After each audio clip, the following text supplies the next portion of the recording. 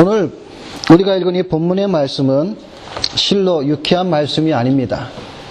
또 즐거운 말씀도 아닙니다.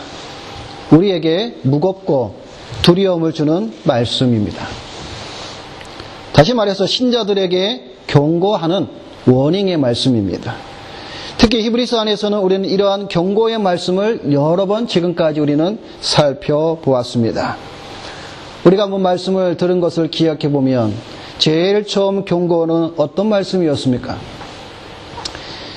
히브리서 2장 1절에 그러므로 모든 들은 것을 우리가 더욱 간절히 삼갈지니 혹 흘려 떠내려 갈까 염려하노라.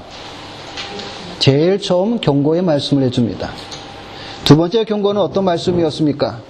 3장 12절이죠. 형제들아 너희가 삼가 혹 너희 중에 누가 믿지 아니하는 악심을 품고 살아계신 하나님에게서 떨어질까 염려할 것이요. 세 번째 경고는 4장 1절입니다. 그러므로 우리는 두려워할지니 그의 안식에 들어갈 약속이 남아 있을지라도 너희 중에 혹 미치지 못할 자가 있을까 함이라. 네 번째 경고는 6장 1절부터 6절까지의 말씀입니다. 거기에 보면 여러분 우리가 심각하게 들은 말씀이 있죠. 그러면 우리가 그리스도의 초보를 버리고 죽은 행실을 회개함과 하나님께 대한 신앙과 세례와 안수와 죽은 자의 부활과 영원한 심판에 관한 교훈의 털을 다시 닦지 말고 완전한 데 나아가라. 한번 빛임을 얻고 하늘의 은사를 맛보고 성령에 참여한 바 되고 하나님의 선한 말씀과 내세의 능력을 맛보고 타락한 자들은 다시 새롭게 하여 회개케 할 수 없나니. 다섯 번째 경고는 10장 26절입니다. 27절. 우리가 진리를 아는 지식을 받은 후 짐짓 죄를 범한 즉 다시 속죄하는 제사가 없고. 그리고 여섯 번째 경고는 오늘 우리가 읽은 본문의 말씀입니다. 2장부터 오늘 12장까지 이 말씀을 보면서 경고하는 그 말씀들의 공통되는 점들이 있습니다. 그것은 무엇입니까? 무엇에 대한 경고입니까? 구원에 대한 경고입니다. 이런 경고의 말씀을 보면서 한 가지 드는 생각이 있지 않습니까? 우리는 생각합니다. 예수님만 믿으면 편안하게 구원을 얻을 줄로 생각하고 있는데 그게 아니라는 것이죠. 무엇을 말하고 있는 겁니까? 그러면 우리가 예수님만 믿으면 구원을 못 받는단 말입니까? 그건 아니죠. 분명한 사실은 구원은 예수 그리스도를 믿으면 받습니다. 그런데 여기서 예수님을 믿는다는 것은 그 믿음이 어떤 것이냐가 중요하다라는 것이죠. 구원을 천하게 생각하지 말라라는 겁니다. 그러니까 구원을 업신여기지 말라는 것이죠. 오늘 본문을 보더라도 14절에 이렇게 말씀합니다. 모든 사람과 더불어 화평함과 거룩함을 따르라. 이것이 없이는 아무도 주를 보지 못하리라 말씀하고 있습니다.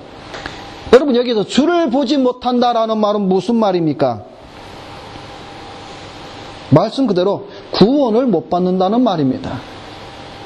주를 볼 수가 없는데 어떻게 구원을 받을 수가 있습니까? 주를 보지 못한다는 말은 구원을 받지 못한다는 말입니다. 누구에게?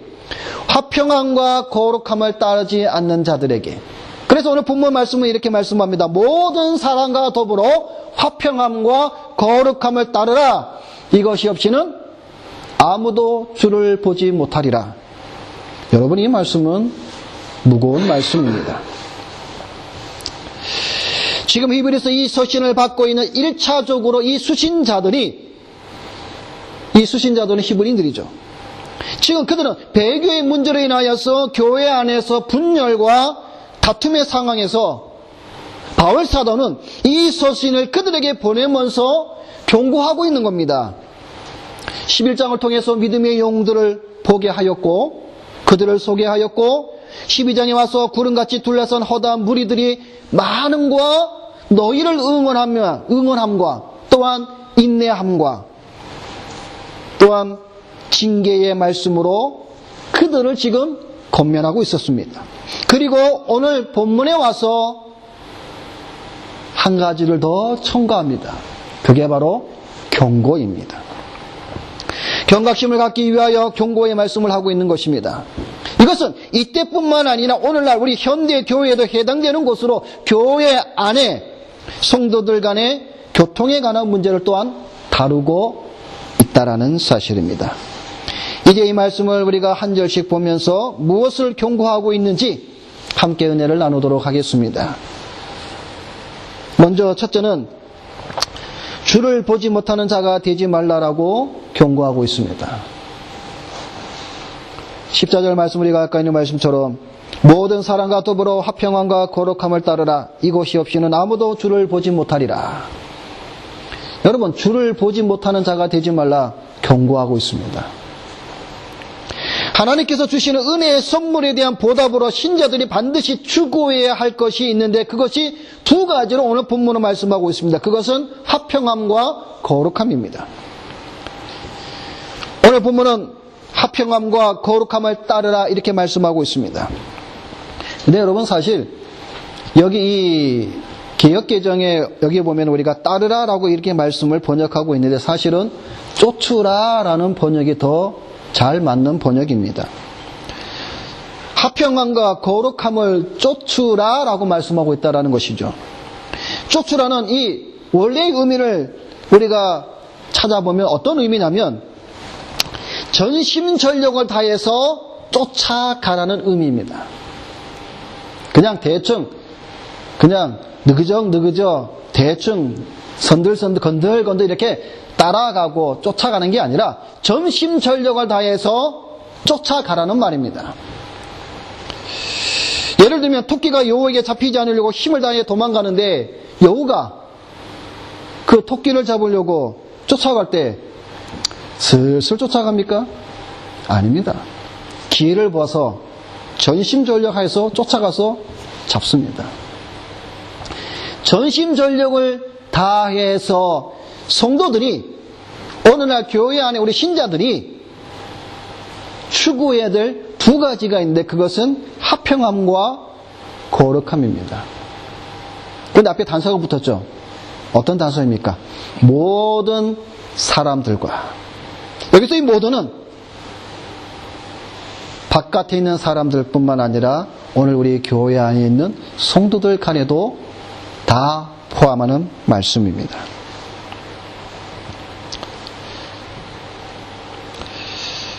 자, 또한 여기서 우리가 중요한 것은 하나님과 인간과의 화평도 우리는 생각을 해야 합니다. 그리스도의 희생을 통해서 이루어진 하나님과 우리 인간과의 화평, 그리고 성도들과 성도들 간의 화평, 그리고 신자들과 불신자들의 간의 화평, 이것을 쫓으라라고 말씀하고 있습니다. 쉽게 말씀드리면 하나님과 화평하고 있느냐라는 것이죠. 신자들 간에 서로 화평함을 누리고 있느냐라는 것이죠. 여러분 욥기 22장에 보면 너는 하나님과 화목하고 평안하라 라고 말씀하고 있습니다. 그리하면 너에게 복이 임한다라고 말씀합니다. 그러면서 거기에 보면 하나님과 화목하기 위해서 뭐라고 말씀을 해주고 있냐면 세 가지를 제시합니다. 첫째는 뭐냐면 말씀을 내 마음에 두라 말씀하고 있습니다. 두 번째는 전능자에게로 돌아가, 즉 하나님께로 다시 돌아가라는 것이죠. 세 번째는 불의를 멀리 버리라 말씀합니다. 다시 말해서 하나님과 우리가 화평하기 위해서 최소한 해야 될 것이 뭐냐면 말씀을 받고 하나님께로 돌아가고 죄를 멀리 하는 겁니다. 그게 하나님과 화평을 이룬다라는 것입니다. 그럴 때 하나님께서는 그에게 주시는 복이 무엇이냐? 욥기에 보면 이렇게 말씀하고 있습니다. 너는 그를 인하여 기뻐하여 하나님을 향하여 얼굴을 두게 될 것이다 라고 말씀합니다. 그래서 너는 그에게 기도하겠고 그는 들으실 것이며 너의 서원한 것을 내가 갚으리라. 내가 무엇을 경영하면 이루어질 것이요 내 길의 빛이 비추리라. 하나님은 겸손한 자를 구원하시느니라. 이 은혜의 복을 주신다라고 말씀하고 있습니다. 자, 거룩함은 무엇입니까? 이것은 거룩해진 상태를 말하는 것이 아니라 거룩해져 가는 과정을 말하고 있습니다. 거룩함은 그리스도인이 소유해야 할 하나님의 본질적인 속성이기 때문에 신자들은 반드시 거룩해져야 합니다. 그래서 여러분, 거룩이란 말이 원래 의미가 무엇이었습니까? 분리, 구분, 구별된 그것이 거룩이란 뜻이었죠. 세속과 구별되고 더러움과 구분되고 그게 거룩이죠. 이러한 화평과 거룩함이 없이는 절대로 하나님을 볼 수 없다고 말씀합니다. 왜냐하면 화평과 거룩은 그리스도의 구속사역으로 인해 그리스도인들에게 성취된 것이며 하나님의 백성으로서 그리스도인들이 반드시 드러내어야 할 하나님의 속성이기 때문에 그렇습니다. 그래서 여러분, 마태복음 산상보험에 보면 이런 말씀이 있죠. 화평케 하는 자는 복이 있나니 저희가 하나님의 아들이라 일컬음을 받을 것이요. 거룩에 대해서 뭐라고 말씀하고 있습니까? 마음이 청결한 자는 복이 있나니 저희가 하나님을 볼 것이요. 이게 오늘날 우리 교회 안에서 신자들이 최소한 추구해야 될 거룩과 화평이라는 것이죠. 하나님의 얼굴을 보며 하나님의 아들이 되며 이것을 통해서 우리가 주를 보게 된다는 사실입니다. 두 번째는 오늘 무엇을 경고하고 있습니까? 하나님의 은혜에 이르지 못하는 자가 되지 말라라고 경고하고 있습니다. 여러분, 이 말씀은 더 무서운 말씀입니다. 15절 말씀에 너희는 하나님의 은혜에 이르지 못하는 자가 없도록 하고 라고 말씀하고 있습니다. 여러분, 교회 안에 신앙생활을 하다 보면 어떤 사람들은 하나님의 은혜에 이르지 못하는 자가 있습니다. 여러분, 그건 참으로 불행한 자입니다. 여기서 개역한글 성경을 보게 되면 이 15절 말씀에 지금 우리는 이 개역개정 성경을 보고 있는데 개역 한글 성경을 보게 되면 이렇게 말씀이 기록되어져 있습니다. 너희는 돌아보아 하나님의 은혜에 이르지 못하는 자가 있는가 두려워하고. 자, 다릅니다. 여러분, 오늘 우리가 보는 이 개역개정에는 어떻게 되어 있습니까? 너희는 하나님의 은혜에 이르지 못하는 자가 없도록 하고 라고 말씀하고 있습니다. 근데 개역한글 성경에는 추가되는 말씀이 있습니다. 뭐죠? 너희는 돌아보아 하나님의 은혜에 이르지 못하는 자가 있는가 두려워하고 라고 말씀하고 있습니다. 돌아보아라는 말씀과 두려워하라는 말씀이 더 있는 것이죠. 여러분, 여기서 돌아보아라는 뜻은 무슨 말입니까? 돌아보아라는 말은 계속적으로 지켜보고 감독하다라는 뜻입니다. 이것은 뭘 말합니까? 신자 개개인이 서로를 돌보는 것을 말합니다. 다시 말해서 교회 안에서 성도들이 서로 간에 돌아보는 겁니다. 언제까지? 한 달.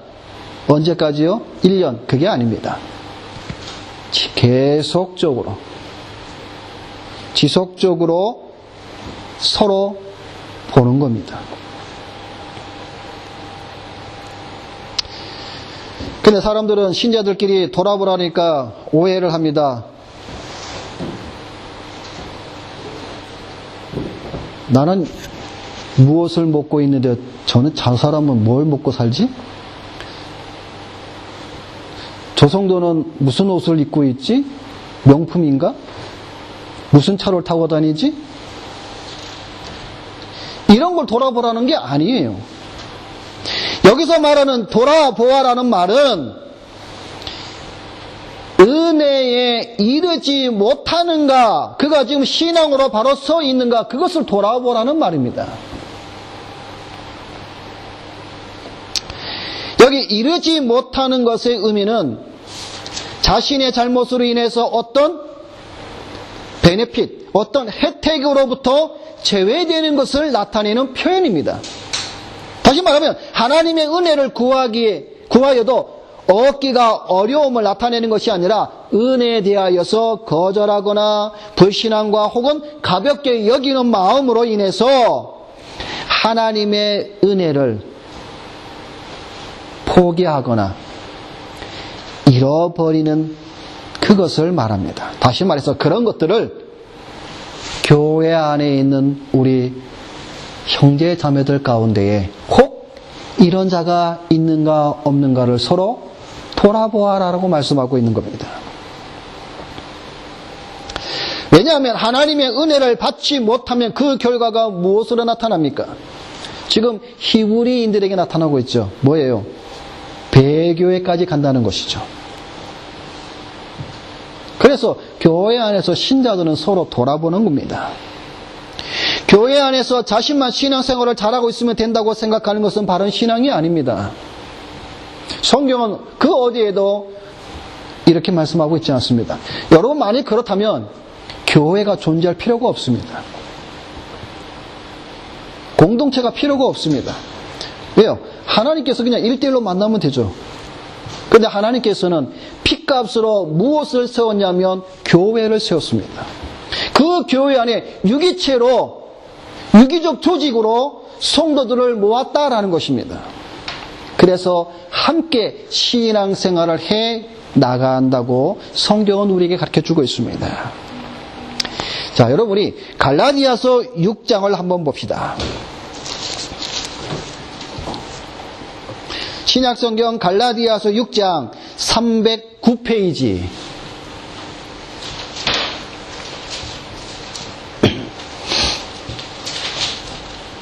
자, 신약성경 309페이지 갈라디아서 6장입니다. 다 찾으셨죠? 자, 우리가 두 구절을 읽는데 몇 절이냐면요. 자, 먼저 6장 2절입니다. 2절 우리 다 같이 읽습니다. 너희가 짐을 서로 지라 그리하여 그리스도의 법을 성취하라. 그리고 5절입니다. 각각 자기의 짐을 질 것이라. 아멘. 자, 자기 짐만 지고 갈 것이 아니라 옆에 있는 사람의 짐도 서로 지라고 말씀하고 있습니다. 내 옆에 있는 형제 자매가 무거운 짐을 지고 힘들어하는지 돌아보라는 말씀입니다. 그리고 힘들어하고 있으면 그 짐을 갖다가 대신 지라는 겁니다. 무거운 짐을 지고 휘청거리고 있는데 누군가 와서 조금이라도 내 짐을 들어주면 우리는 참 가볍잖아요. 그 짐이요. 그렇죠? 근데 여러분, 우리가 방금 읽은 이 말씀에 짐이라는 단어가 두 번 나오죠. 2절과 5절에. 근데 여러분, 우리가 보는 이 성경에는 똑같은 단어가 이 똑같은 뜻으로 번역이 되어 있습니다. 짐이라는. 그런데 원문을 보게 되면 단어가 다릅니다. 자, 2절에서 말하는 짐은 바로스라는 단어인데 이 단어는 어떤 의미를 가지고 있냐면 혼자서는 해결할 수 없는 무거운 짐을 가리킵니다. 그게 2절의 말씀이 나오는 짐입니다. 그리고 5절에 나오는 짐은 포르티온이라는 단어인데 이것은 혼자 운반할 수 있는 작은 짐을 말합니다. 여러분, 2절과 5절은 짐은 다릅니다. 무거운 짐, 혼자 질 수 없는 짐, 혼자 질 수 있는 가벼운 짐. 그런데 2절과 5절의 이 짐에 대한 이 단어의 뜻을 여러 번 지금 우리가 살펴보았습니다. 그러면 2절에 너희가 짐을 서로 지라, 그 의미가 어떤 의미인지 여러분이 아시겠고 5절 말씀에 각각 자기의 짐을 질 것이라, 이 의미도 어떤 의미인지 여러분이 이제 정확하게 아셨을 것입니다. 여러분, 우리가 신앙생활을 하면서 혼자 질 수 있는 짐과 혼자 질 수 없는 짐이 있습니다. 교회는 공동체입니다. 그에게 혼자 감당할 수 없는 짐을 지고 있는 신자들을 돌아봐 그 짐을 교회 안의 성도들은 서로 나누어 지어야 합니다. 그리고 짐을 지라고 했는 여기서 지다라는 이 원어의 또 단어의 뜻은 아까 제가 말씀을 드린 것처럼 일시적으로 그 짐을 들어주는 것이 아니라 그 짐에서 해방될 때까지 계속적으로 그 짐을 서로 지어줘야 한다는 사실입니다. 교회 안에 어느 성도가 무거운 짐을 지고 좌절하고 휘청거리고 어려운 고통을 당하고 있을 때 신자들은 서로 지속적인 관심을 가지고 도와주어야 합니다. 왜요? 갈라디아에서 사도 바울이 이렇게 말합니다. 그래야 그리스도의 법이 뭡니까? 성취된다라고 말씀하고 있는 겁니다. 그럼 여기서 말하는 그리스도의 법이 뭡니까? 이웃사랑입니다.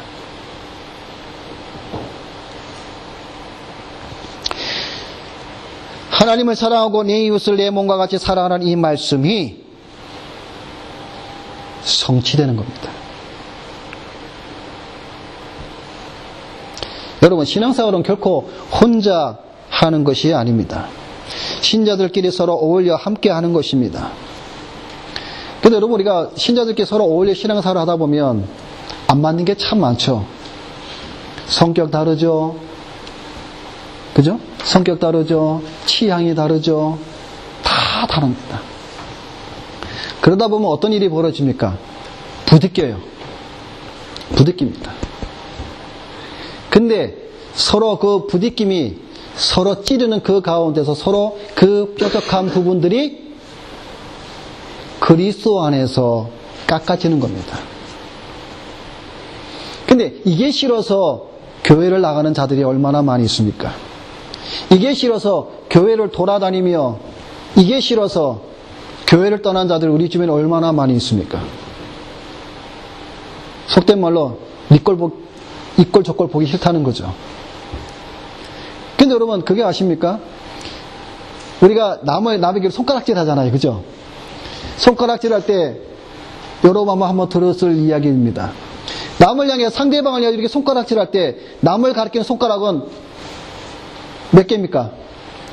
하나, 두 개죠. 근데 자기를 가리키는 세 개예요. 남이 자기를 볼 때는 똑같습니다. 니는 어떻고 똑같아요 다. 어울리지 못하는 이유가 뭔지 아십니까? 성격이 소극적이어서 마음이 약해서 아니에요. 교만입니다. 자신은 잘났다는 것이죠. 성경을 알아도 남보다 많이 알고 기도를 해도 남보다 많이 하고 학력도 너보다 높다는 것이죠. 이런저런 이유로 결국 자신이 교만하다는 것을 본인 스스로만 모를 뿐 주변의 사람은 다 압니다. 근데 말을 안 할 뿐이죠. 우리 주변에 혼자 신앙생활을 하는 자들이 의외로 많습니다.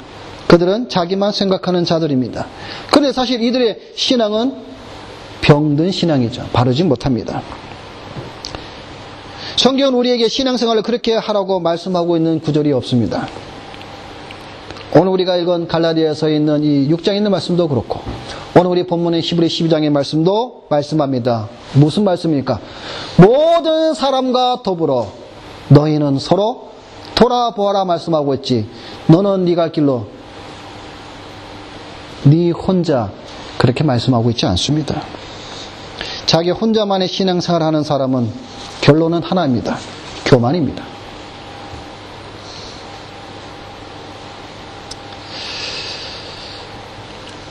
특별히 우리가 읽은 이 갈라디아서 6장 그 5절에 이 짐은 혼자 질 수 있는 짐이라 그랬죠.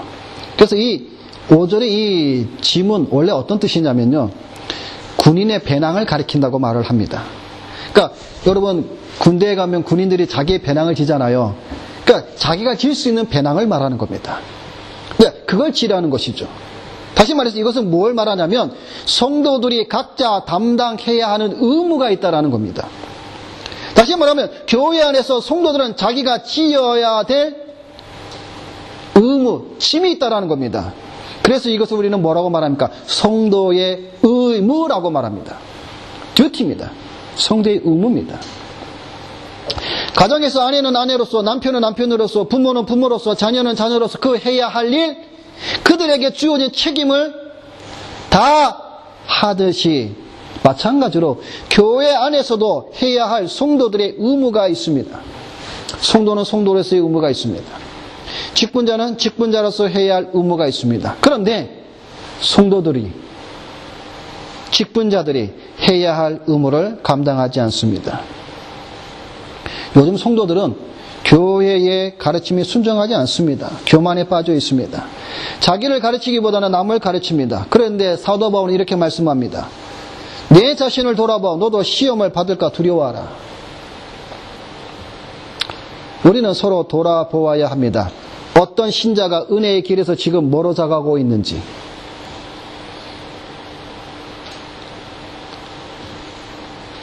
형제자매를 돌아보되 자기 자신도 돌아보라는 것이죠. 어떤 곳에서요? 해야 될 의무에서. 성도는 자기 자신이 지어야 될 의무, 그 배낭을 자기 거는 지고 남의 짐도, 무거운 짐을 진 자 있거든 같이 들어줘야 되는 것입니다. 이것이 교회 안에서의 공동체의 우리 신자들의 해야 할 의무입니다.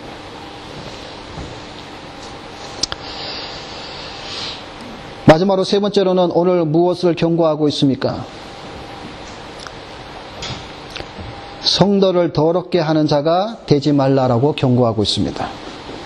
오늘 본문 15절 중반에 또 쓴뿌리가 나서 괴롭게 하여 많은 사람이 이로 말미암아 더럽게 되지 않게 하며 라고 말씀합니다. 쓴뿌리로 인하여서 성도가 더럽힘을 당하는 일을 하지 말라는 것입니다. 여기서 이 쓴뿌리는 쓰고 독이 있는 열매를 나타내는데 그 의미는 우상 숭배와 관련이 있습니다. 여러분, 우리 신명기 29장을 한번 볼까요? 자, 구약성경 신명기 29장입니다. 이 쓴뿌리에 대한 이 말씀을 신명기 29장에 있는 말씀과 이 말씀을 인용하면서 사도 바울이 어떤 의미로 썼는가를 우리 한번 보겠습니다. 신명기 29장 18절입니다.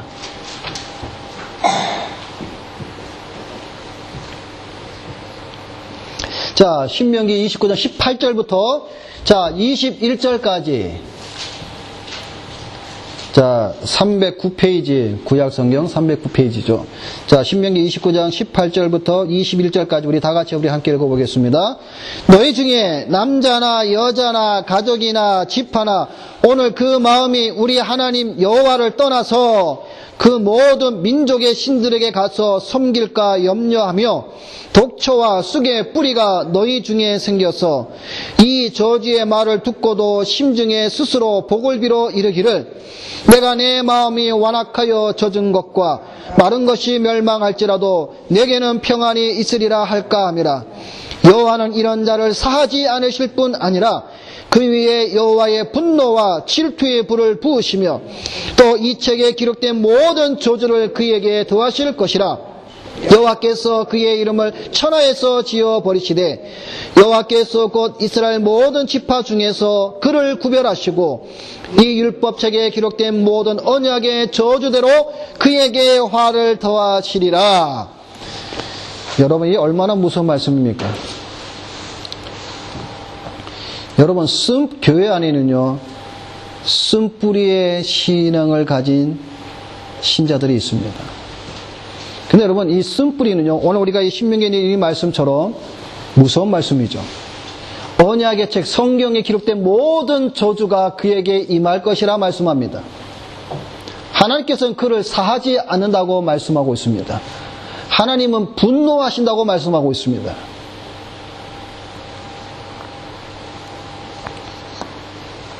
바울은 신명기의 이 말씀을 인용하면서 히브리인들에게 완고한 기준으로 인해서 생겨나는 불신앙과 불순종, 또 또한 공동체에 이런 것들이 팽배해지지 않도록, 다시 말해서 교회 안에 이런 신자가 생기지 않도록 조심할 것을 경고하고 있습니다. 이것은 오늘날 교회도 마찬가지입니다. 오늘날 교회 안에도 쓴뿌리 같은 자가 와서 교회를 더럽히고 신자들을 더럽히고 그 결과로 인하여서 하나님의 심판과 저주를 받게 되는 일들이 일어나는 것이죠. 오늘 본문에서 더럽힘을 주는 쓴뿌리에 대해 두 가지를 말씀하고 있는데 그것 두 개가 뭐냐면 하나는 음행하는 것과 또 다른 하나는 망령된 짓을 행하는 겁니다. 그게 쓴뿌리입니다. 그래서 바울은 음행하는 것과 망령된 일을 행하는 이 두 가지, 그래서 오늘 16절 본문 10에서 본문 16절에 뭐라고 말씀합니까? 음행하는 자와 혹 한 그릇 음식을 위하여 장자의 명분을 판 에서와 같이 망령된 자가 없도록 살피라 말씀합니다. 이 당시 교회 안에 음행하는 자와 에서와 같이 망령된 자들이 나타났습니다. 그래서 지금 사도 바울이 경고하고 있습니다. 오늘날 교회 안에도 이러한 자들이 있지 않기를 위해서 우리는 돌아봐야 됩니다. 음행하는 자가 있지는 않은가? 에서와 같이 망령된 자들이 있지는 않은가? 돌아봐야 됩니다.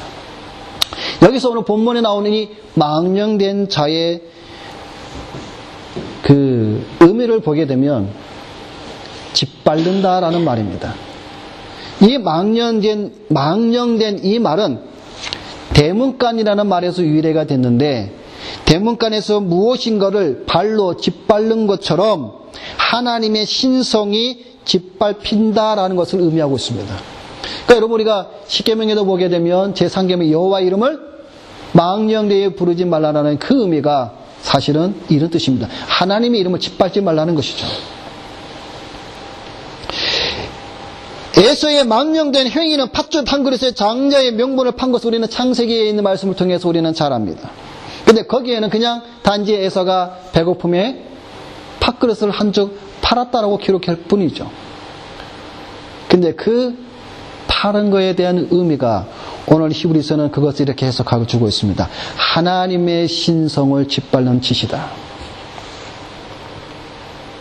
다시 말해, 에서는 장자의 축복을 발로 짓밟는 행위를 한 것입니다. 자, 그런데 결국 여러분, 하나님의 은혜를 짓밟는 거죠. 그 결과는 무섭습니다. 이러한 일들이 이 당시에 초대교회 안에만 있는 것이 아니라 오늘날 교회 안에서도 많이 일어나고 있는 일입니다. 여러분, 우리는 이것을 두려워해야 하며 경계해야 합니다. 어떤 성도가 음행하는지, 어떤 성도가 망령된 행위를 하고 있는지 우리는 경계해야 됩니다. 여러분, 교회 안에서 우리 성도들이 하나님으로부터 받는 은혜의 선물은 많습니다. 이 선물들 가운데에 성도들에게 오늘날 우리 교회 공동체 안에서 하나님께서 우리 신자들에게 주는 많은 선물들 가운데에 하나가 뭐냐면 직분이 있습니다. 저도 목사라는 직분을 선물로 받은 사람 중에 하나입니다.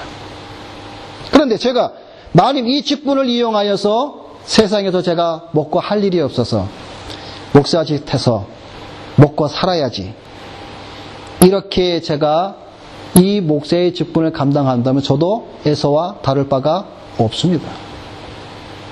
근데 여러분, 오늘날 이러한 목회자들이 교회에 많습니다. 만약 저도 이렇게 생각을 한다면 하나님의 은혜를 발로 짓밟는 것이 되는 것이죠. 저도 망령된 자가 되는 것이죠. 여러분들은 어떻습니까? 직분을 가졌다는 것은 하나님의 은혜의 선물을 받았다는 것입니다. 그 은혜의 선물을 주신 하나님께 직분자로서의 의무를 잘 감당하기 위해서 우리는 애써야 합니다. 신자들 중에 이런 착각을 하는 분들이 있습니다. 제가 어떻게 직분을 감당할 수 있습니까? 자격이 안 되는데요. 여러분, 이 말은요, 겸손한 말로 여러분은 들릴지는 몰라도 아닙니다. 교만한 말입니다. 여러분, 제가 목사의 직분을 받은 것은 저는 뭐 자격이 돼서 받은 겁니까? 아니에요. 저도 자격이 없습니다. 목사의 직분을 받을 자격이 저도 없는 사람입니다. 부족한 것이 참 많아요. 제가 여러분보다 모르는 것이 더 많은 것도 많이 있습니다. 여러분보다 제가 성격이 더러운 것도 더 많이 있습니다. 저는 참을 뿐이죠. 안 나타낼 뿐이죠. 오히려 인간적인 면에서 볼 때 여기 앉은 여러분들이 저보다 더 인격적으로나 배움으로나 여러분이 더 훌륭한 분들이 더 많습니다. 그럼에도 불구하고 하나님께서 주신 선물을 저는 받았고 그 선물에 저는 충성할 뿐입니다. 자격을 논하면 이 세상에 어느 누구도 목사의 직분을 받은 사람은 아무도 없습니다. 주셨기에 충성하는 것이죠. 하나님의 은혜로 주신 선물이기에 교회가 그것을 신자들에게 나눠주는 것이죠. 그래서 교회의 직분을 가지고 그런데 많은 사람들은 망령된 짓을 행하는 자들이 있습니다. 그들이 받을 하나님의 심판이 무서운 것임을 우리는 알아야 됩니다. 마지막으로 은혜를 거역하는 자들이 받을 결과가 무엇입니까? 오늘 17절에 이렇게 말씀합니다. 히브리서 오늘 본문 12장 17절에 너희의 아는 바와 같이 저가 그 후에 축복을 기업으로 받으려고 눈물을 흘리며 구하되 버림바가 되어 회개할 기회를 얻지 못하느니라. 여러분, 그들의 마지막이 뭡니까? 하나님의 버림을 받습니다. 회개할 기회를 얻지 못합니다. 주를 보지 못합니다. 결국 구원을 받지 못합니다. 에서는 눈물을 흘렸습니다.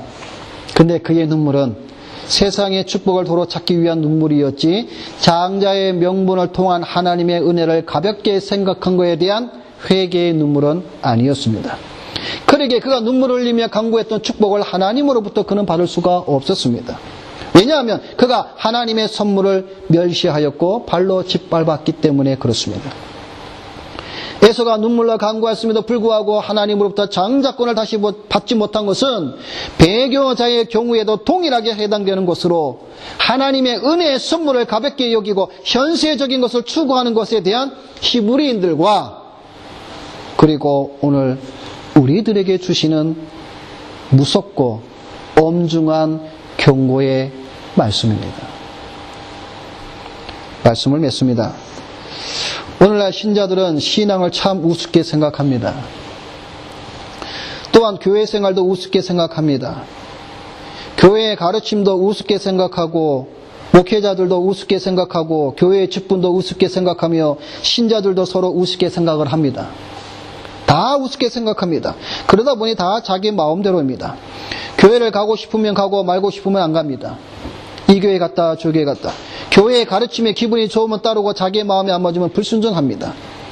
다 자기의 마음입니다. 그런 모습에 오늘 경고하고 있습니다. 모든 게 하나님의 은혜로 주어진다는 것을 우리는 잊어버리면 안 됩니다. 바라기는 우리 다윗의 교회 우리 모든 성도들은 은혜를 거역하는 성도가 되지 마십시오. 은혜에 거하는 성도, 하나님께로부터 복을 받는 우리 모든 성도들이 되시기를 주님의 이름으로 부탁을 드립니다. 기도하겠습니다.